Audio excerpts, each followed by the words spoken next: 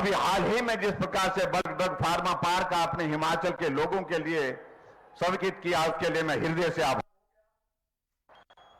कहने के लिए बहुत सारी बातों का जिक्र हो सकता है। यहां पर मौसम भी खराब हो गया और मैं इस बात को देख रहा हूं, जितने भी युवाओं को यहां पर इस मैदान में, पड्डल के मैदान में उपस्थित हैं, जो कुर्सियां बैठने के लिए दी थी, बारिश के कारण वो कुर्सियां छाते के रूप में आप लोग इस्तेमाल कर रहे हैं, लेकिन उसके बावजूद भी आप चट्टान की तरह यहां पर खड़े हैं। मैं बहुत लंबी बात ना कहते हुए आदरणीय प्रधानमंत्री जी का देवभूमि हिमाचल प्रदेश में वर्चुअल माध्यम से हमारे साथ जुड़ने के लिए अभिनंदन करता हूं, स्वागत। ये जो चुनाव विधानसभा का हो रहा है, इस चुनाव में जो हिमाचल प्रदेश में एक रिवाज बना, उस रिवाज को हम बदल करके छोड़ेंगे। इतनी बात कहते हुए मैं अपनी बात को पूरी करते हुए आदरणीय प्रधानमंत्री नरेंद्र भाई मोदी जी से विनम्र निवेदन करना चाहूंगा कि आप हम सबका मार्गदर्शन करें। आदरणीय प्रधानमंत्री नरेंद्र मोदी जी।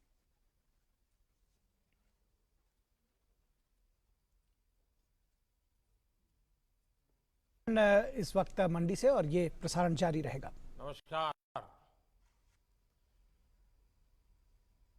हिमाचल प्रदेश के मेरे सभी युवा साथियों, तय कार्यक्रम के तहत मुझे अब तक मंडी पहुंच जाना था, लेकिन मौसम खराब होने की वजह से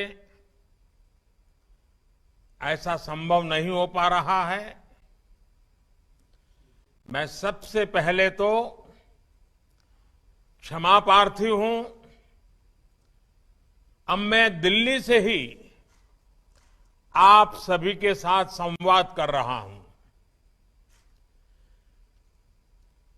स्वभाव से मुझे जब भी हिमाचल आने की बात तय होती है तो मैं हफ्ते पहले से ही बड़े उत्साह में आ जाता हूं कि चलिए हिमाचल जा रहा हूं, मेरे दूसरे घर जा रहा हूं, पुराने साथियों को मिलूंगा, गपशप लगाऊंगा, मौसम का भी थोड़ा फायदा उठाऊंगा।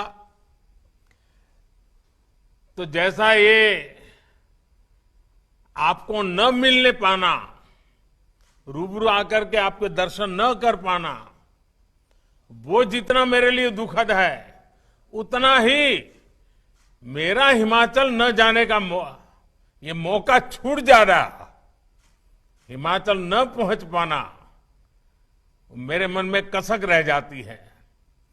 खैर, आने वाले दिनों में मैं आकर के इसका फायदा तो ले ही लूंगा, आपको मिल भी लूंगा।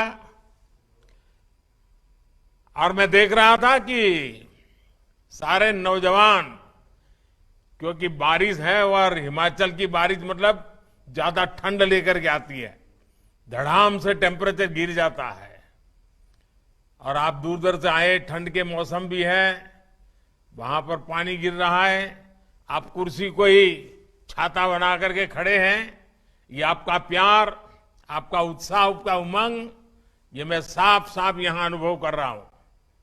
साथियों, हिमाचल की युवा शक्ति ने हमेशा अलग अलग मोर्चों पर देश को गौरवान्वित होने का अवसर दिया है। पहाड़ी गांधी, बाबा कांसीराम समेत हिमाचल के अनेक सेनानियों ने आजादी के आंदोलन में महत्वपूर्ण भूमिका निभाई है।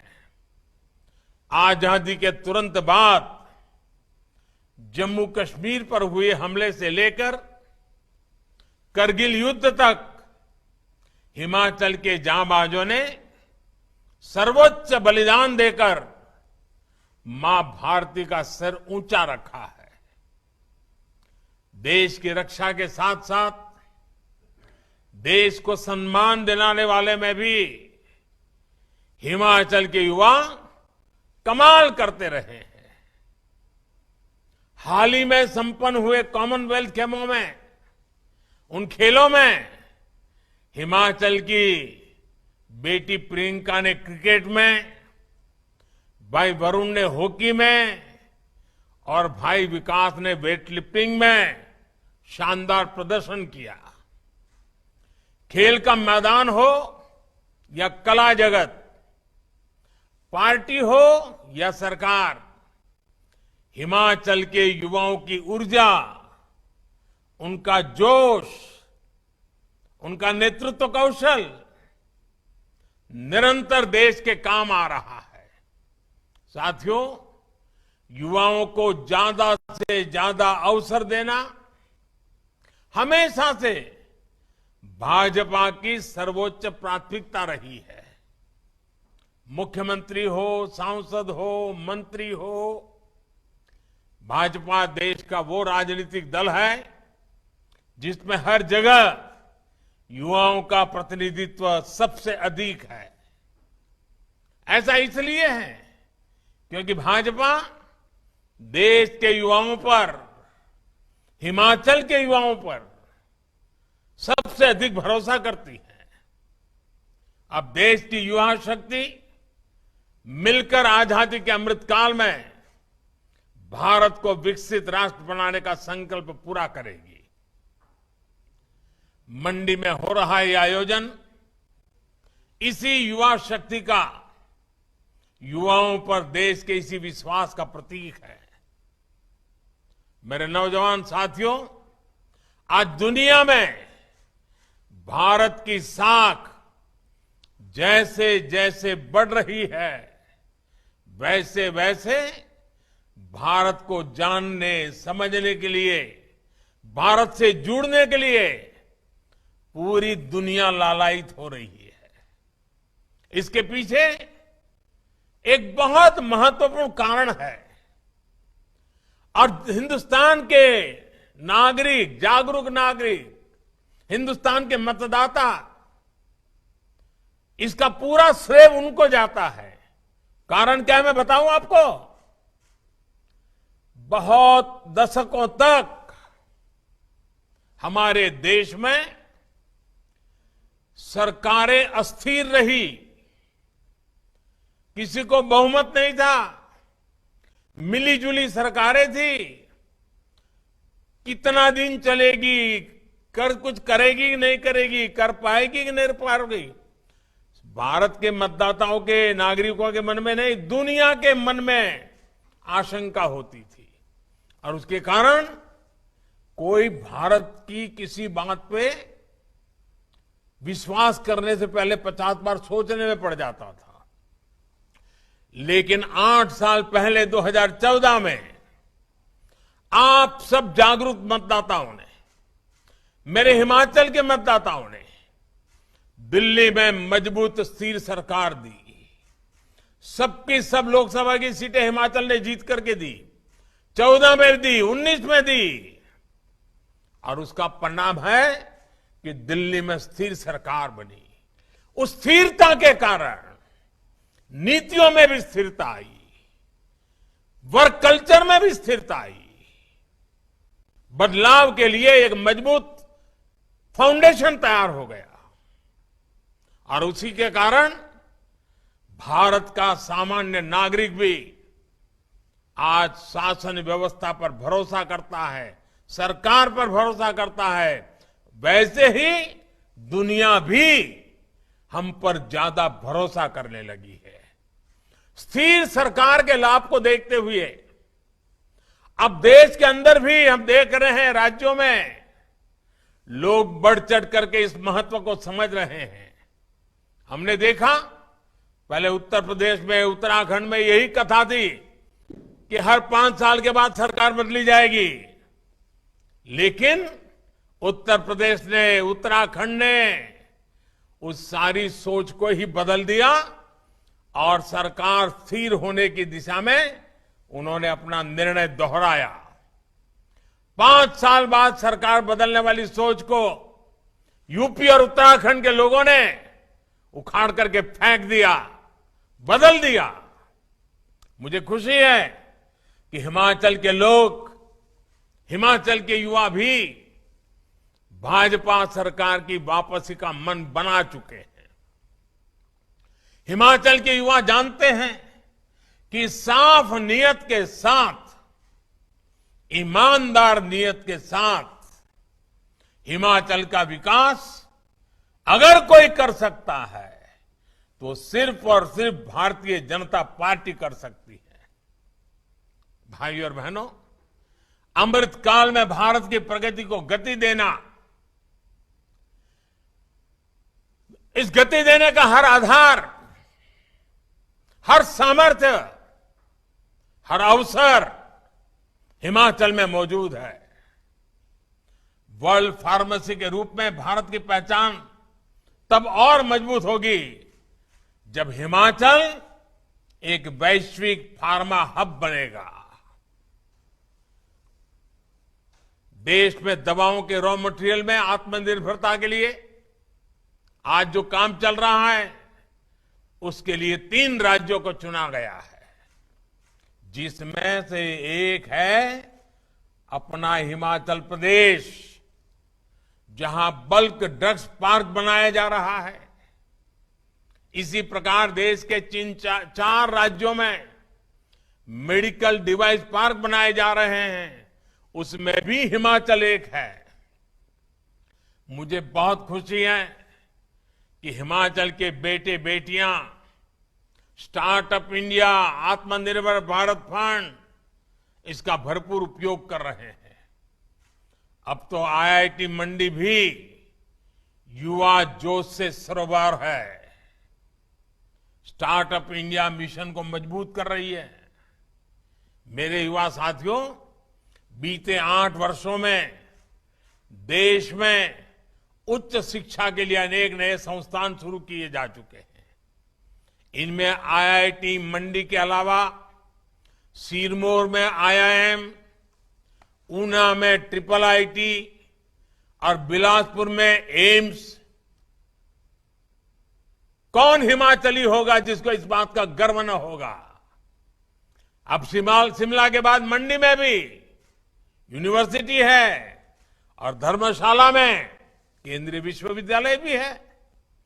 यानी हर बड़े सेक्टर से जुड़े देश के जितने प्रीमियम संस्थान हैं, वो आज हिमाचल में भी है। इसका बहुत बड़ा लाभ हिमाचल के मेरे नौजवानों को, हिमाचल की मेरी बेटियों को, हिमाचल के मेरे युवाओं को होने वाला है। 8-10 साल पहले जो सोचना भी असंभव था, उसे आज भारतीय जनता पार्टी की सरकार ने करके दिखा रही है। साथियों, अमृत काल में भारत की अर्थव्यवस्था को, देश में रोजगार निर्माण को एक बड़ा बल जिस सेक्टर से मिलने वाला है, वो है हमारा टूरिज्म सेक्टर। मैं खुद भी हिमाचल की देव संस्कृति और हिमाचल के हस्तशिल्पों से बहुत अभिभूत रहता हूं। हिमाचल की इसी विशेषता को प्रोत्साहन देने के लिए हम निरंतर प्रयास कर रहे हैं। कुल्लू शॉल हो, किन्नौरी शॉल हो, चंबा रुमाल हो, कांगड़ा पेंटिंग्स हो, चंबा के हमारे चप्पल्स हो, या लाहुली गर्म जुराबे, इन सभी को जीआई टैग किया गया है। दुनिया में उसकी एक प्रतिष्ठा बनी है।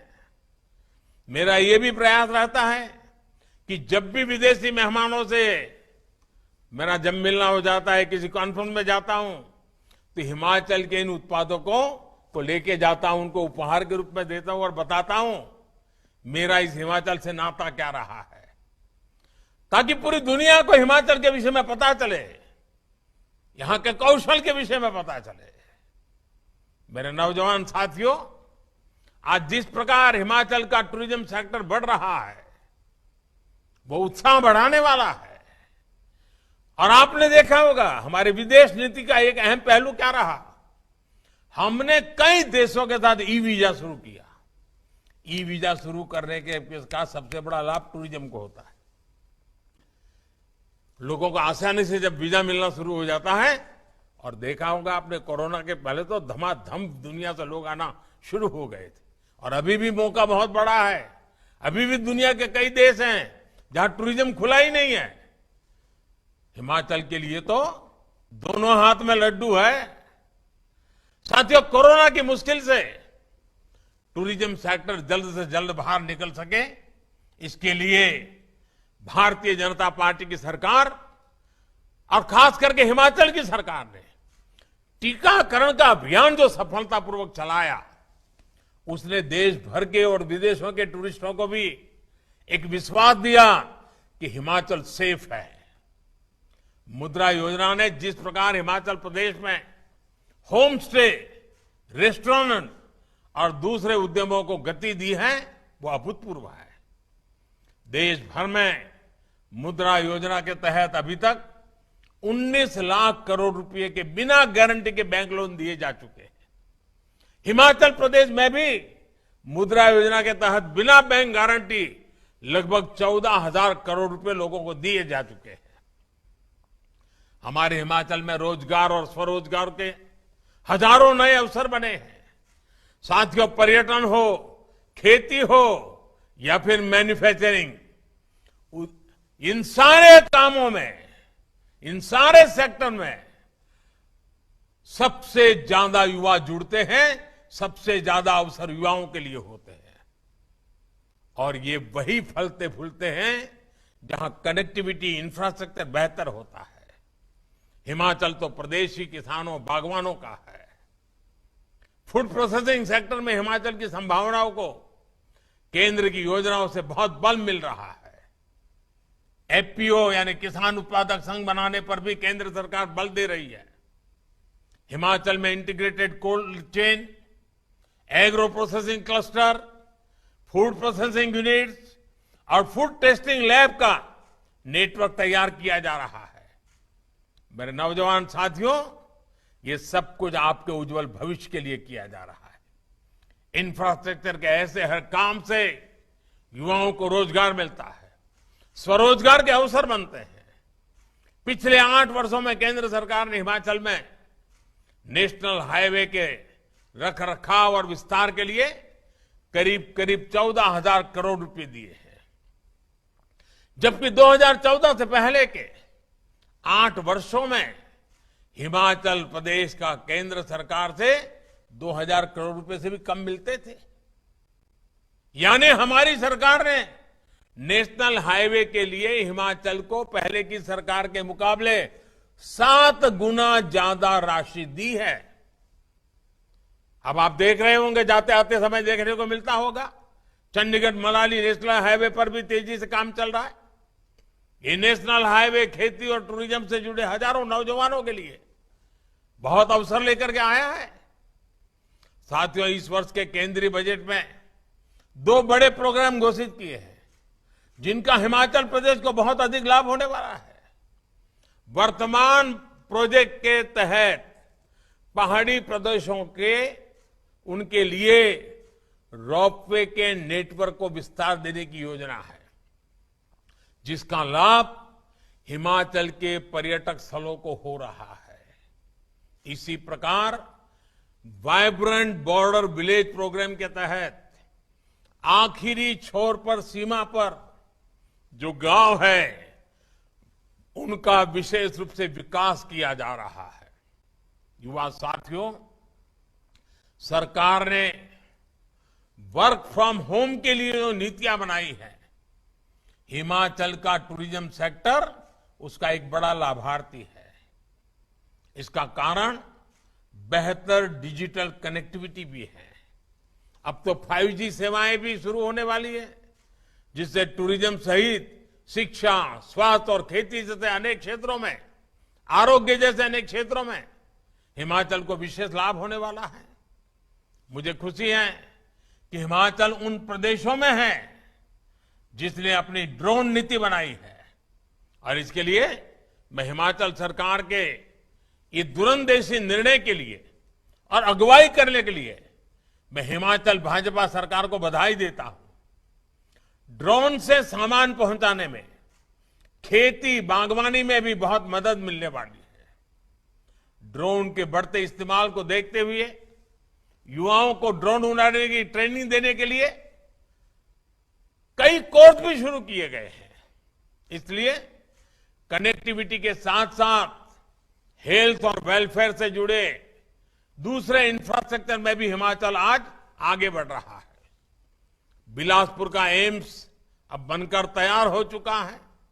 मोहाली में कुछ सप्ताह पहले जिस कैंसर अस्पताल का उद्घाटन हुआ है, टाटा के जो मुंबई की कैंसर अस्पताल है उसी का ये एक हिस्सा है, उसका सबसे बड़ा लाभ हिमाचल को मिलने वाला है।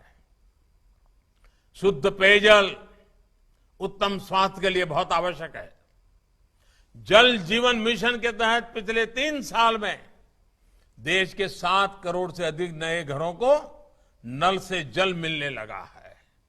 हिमाचल के 8 लाख से ज्यादा परिवारों को भी नल से जल की सुविधा मिली है। साथियों, कुछ दिन पहले ही केंद्र सरकार ने एक और अहम फैसला लिया है। केंद्रीय मंत्रिमंडल ने हिमाचल के हाटी समुदाय को एसटी सूची में जोड़ने के प्रस्ताव को मंजूरी दे दी है। सिरमौर के गिरिपार क्षेत्र में रहने वाले हाटी समुदाय के हजारों युवा साथियों को इस निर्णय से अनेक नए अवसर मिलने वाले हैं। भारतीय जनता पार्टी की सरकार के ऐसे ही प्रयासों के कारण हिमाचल प्रदेश के लोग, यहां के युवा आज भारतीय जनता पार्टी को अपनी सर आंखों पर बिठा करके भाजपा के हर कार्यकर्ता को आशीर्वाद दे रहे हैं। अमृतकाल में विकसित भारत के निर्माण के लिए, हिमाचल के विकास के लिए युवा पीढ़ी के आशीर्वाद, हिमाचल के नौजवान, हिमाचल की बेटियों के आशीर्वाद, और ये साथ ऐसे ही निरंतर बना रहेगा। आपका ये जोश, उमंग, उत्साह निरंतर बना रहेगा, निरंतर बढ़ता रहेगा, ये मेरा विश्वास है। मैं फिर एक बार आप सबकी क्षमा चाहता हूं, क्योंकि आप सबके बीच आ नहीं पाया। मौसम के कारण रुकावटें आई, लेकिन हिमाचल का प्यार, हिमाचल के आशीर्वाद, हिमाचल के प्रति मेरा लगाव, उसमें तो कभी मौसम भी बीच में नहीं आ सकता है, मुसीबतें भी बीच में नहीं आ सकती है। और इसलिए आपके आशीर्वाद मेरे लिए हमेशा हमेशा एक बहुत बड़ी शक्ति है, बहुत बड़ी ऊर्जा है। फिर एक बार आप सबको बहुत बहुत शुभकामनाएं। नौजवान, आप बहुत लंबी यात्रा करके आए हैं। हिमाचल में यात्रा करके आने का मतलब तराई के लोगों को अंदाज नहीं आता है कितना कठिन होता है, और पानी गिर रहा है। आप अपने स्वास्थ्य का ख्याल रखना, आवश्यक जो भी प्रबंध, आप पहाड़ के लोगों को तो इसकी सारी टेक्निक भी मालूम होती है। अपने आप को संभालना, बहुत संभल करके घर वापस लौटना, यही मेरी आप सबसे अपेक्षा रहेगी। आप सबको मेरी तरफ से बहुत बहुत शुभकामनाएं, बहुत बहुत धन्यवाद।